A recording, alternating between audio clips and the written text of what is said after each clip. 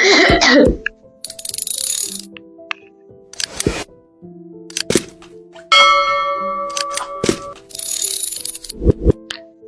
स्वागत आहे तुमचं माझ्या सुधास फूड या चॅनलमध्ये। आज आपण बनवणार आहोत हरियाली पावभाजी।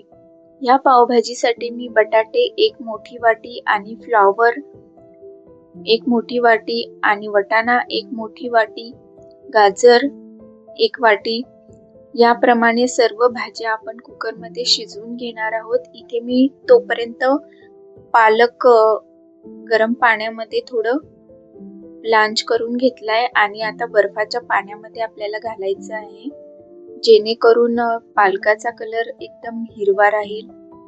आता हिरवी मिरची, कोथिंबीर, पालक, आपण उकडलेला पालक आणि आलं टाकून असं आपण बारीक पेस्ट करून घेणार आहोत।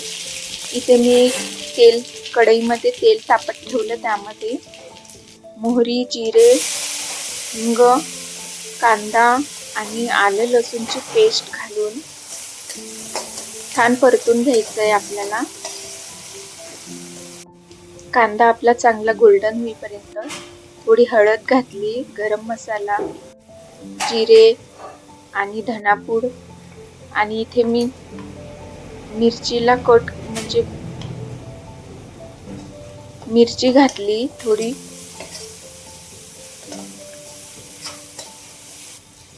असं छान परतून घ्यायचं आहे। त्यानंतर मी इथे शिमला मिरची घालून घेते। शिमला मिरची मी कुकरमध्ये नाही घातली, कारण यामध्ये आपल्याला थोडा क्रंचनेस हवा, त्यासाठी मी शिमला मिरची आणि टोमॅटो जे आहे ते वरून घालते, कारण की जास्त मेन नकोय आपल्याला।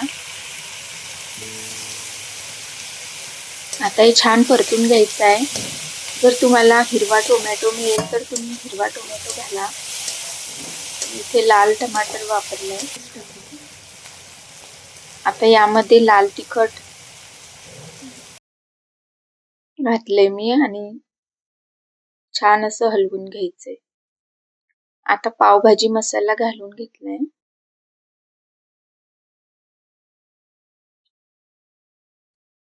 परतून घ्यायचंय छान। आता आपण ब्लांच केलेला आणि मिक्सर मधून मी प्युरी बनवली पालकाची, ती प्युरी सुद्धा यामध्ये घालून घेते आणि छान परतून घेते। आता आपण उकडलेल्या सर्व भाज्या कुकरमध्ये त्या पण घालून घेते आणि स्मॅशर असेल तर आपल्याकडे स्मॅशरने असं स्मॅश करून घ्यायचे सर्व। आणि थोडा परत गरम मसाला टाकते, आपला पावभाजी मसाला।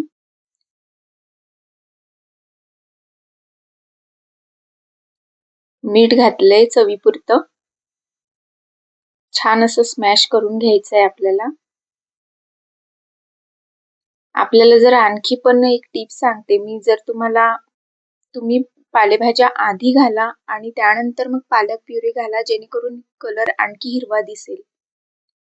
आता असं छान स्मॅश करून घ्यायचंय, छान उकळी येऊ द्यायची आहे भाजीला। बघा किती सुंदर कलर आलाय आपला तरी सुद्धा।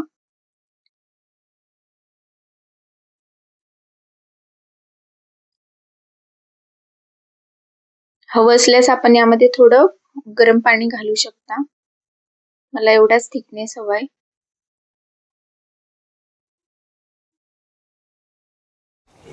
त्यानंतर तुम्ही यामध्ये थोडं वरून बटर घाला। आता कोथिंबीर घालून घेते मी। तुम्ही जर माझ्या चॅनलवर नवीन असाल तर प्लीज माझ्या चॅनलला लाईक, सबस्क्राईब आणि शेअर करायला विसरू नका।